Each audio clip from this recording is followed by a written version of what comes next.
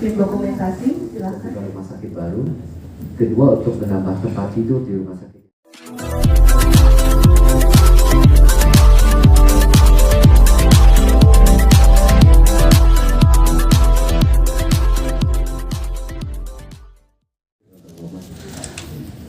Izin aja Pak, untuk target tahun ini kira-kira fokusnya dari medical Herlino tahunnya apa aja?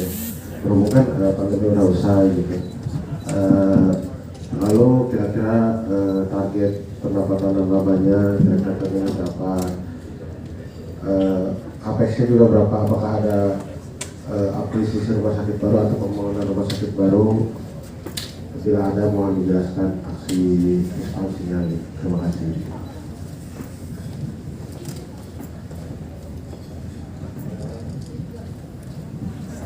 Ya, untuk rumah sakit baru tahun 2023 ini di Aceh dan di Ciawi.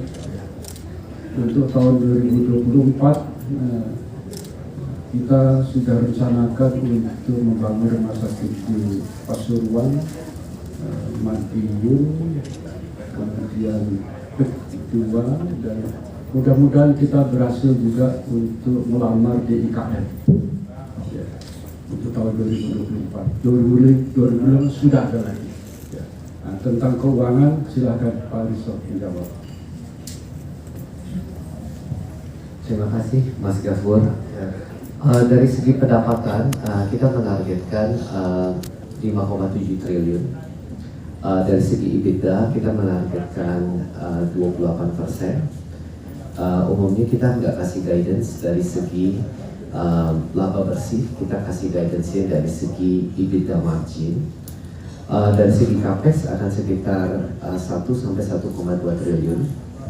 Seperti yang Dr. Hasmoro sampaikan bahwa akan ada 2 tambahan rumah sakit di Ciawi dan di Aceh, dan juga sebagian capex akan digunakan untuk memulai pembangunan bagi rumah sakit yang akan dibuka di 2024. Dari segi jumlah tempat tidur per kuartal 1 itu udah 6.468, jadi udah ada peningkatan kira-kira 300 tempat tidur.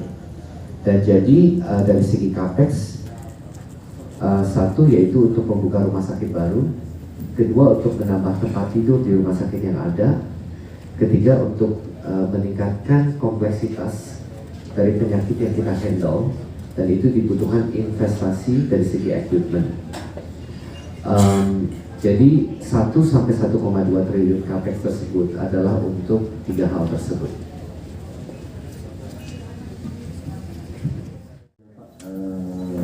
Untuk target tahun ini kira-kira fokusnya dari medical Herlino tahunnya apa aja? Berhubung kan pandemi udah usai gitu. Lalu kira-kira target pendapatan labanya kira-kira targetnya berapa? Capex-nya juga berapa? Apakah ada akuisisi rumah sakit baru atau pembangunan rumah sakit baru? Bila ada, mohon dijelaskan aksi ekspansinya. Terima kasih.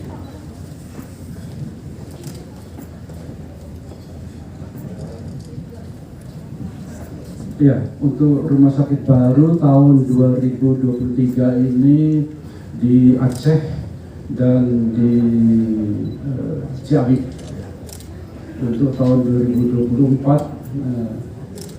kita sudah rencanakan untuk membangun rumah sakit di Pasuruan, Madiun, kemudian kedua, dan mudah-mudahan kita berhasil juga untuk melamar di IKN ya, untuk tahun 2024. 2025 sudah ada lagi.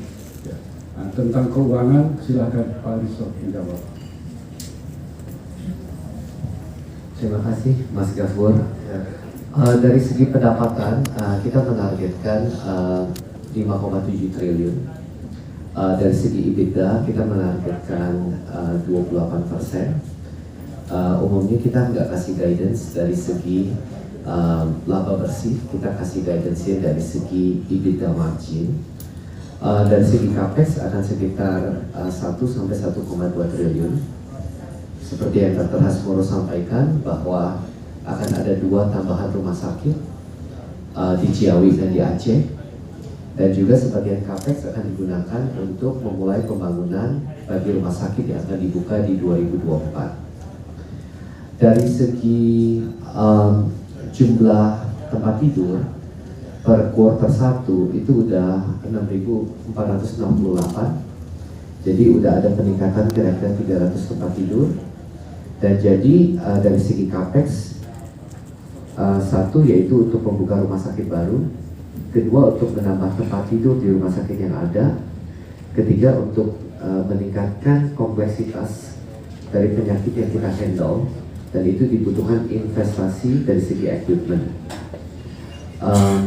Jadi 1 sampai 1,2 triliun capex tersebut adalah untuk 3 hal tersebut. Indonesia mau tanya soal kinerja Hermina di 2022. Jadi kan labanya turun 70% ya dibandingkan 2021. Dan di kuartal 1 ini juga terjadi penurunan sekitar 2%, mungkin kritis untuk di laba bersih. Nah, itu apa yang menjadi pemberat dari penurunan laba itu? Lalu di agenda RUPS hari ini kan ada soal laporan penggunaan dari penerbitan obligasi. Mungkin bisa di elaborasikan hasilnya. Ya, ini pertanyaan masih soal keuangannya, ke Direktur Keuangan Strategis saja. Terima kasih, Dok. Jadi begini, kalau dilihat 2022 memang menurun dibanding 2021. Kenapa? Karena di 2021 kinerja kita menukik naik ya. Dari dibandingkan dengan peer group yang lain, Hermina itu memang melayani pasien COVID yang jauh lebih banyak. Sebabnya salah satu misi Hermina itu kita harus menjadi good stakeholder bagi society sekitar kita. Di masa pandemi, bahwa kita tidak ragu-ragu untuk membuka akses semua rumah sakit kita melayani pasien COVID. Nah, oleh karena itu performa di 2021 itu menukik naik, dan di 2022 di mana situasi sudah mulai normalize, dilihat bahwa memang kelihatannya turun, tapi kalau dibandingkan dengan pre-pandemic di 2019 itu kenaikannya itu 35%. Nah, jadi ini merupakan satu hal yang penting bagi mass media dan juga bagi investor untuk bisa membandingkan pre and post COVID, di mana pre and post COVID itu masih naik 35%. Nah, kemudian kalau dibandingkan untuk first quarter ini, first quarter 2023 dibandingkan first quarter 2022, itu memang kalau dari segi pendapatan naik, tapi dari segi net income tuh ada penurunan sedikit. Harus diingat bahwa antara gross margin dengan net income itu kan ada depresiasi charge ya. Depresiasi charge-nya itu memang masih cukup besar. Sebabnya kenapa? Yaitu Hermina melakukan strategic inisiatif untuk meningkatkan kemampuan dari segi pelayanan medis. Kita melakukan investasi besar seperti layanan radioterapi yang saya rasa pembaca atau pemirsa boleh kunjungi, atau kalau ada kebutuhan untuk penyakit kanker bisa menjadi solusi. Nah, hal-hal tersebut itu meningkatkan capital expenditure sehingga meningkatkan depresiasi charge. Nah, tapi di triwulan kedua, ketiga ini akan bukan saja pendapatan naik, tapi juga laba bersih akan naik jika dibandingkan dengan periode yang sama tahun 2022.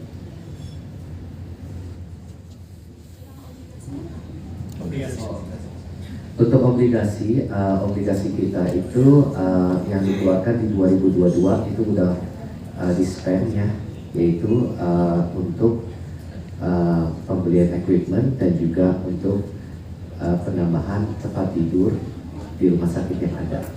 Jadi itu sudah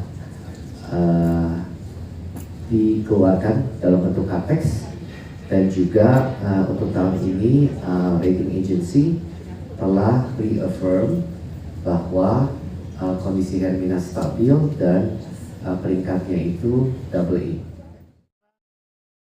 Jangan lupa ya di subscribe dan nyalakan lonceng notifikasinya.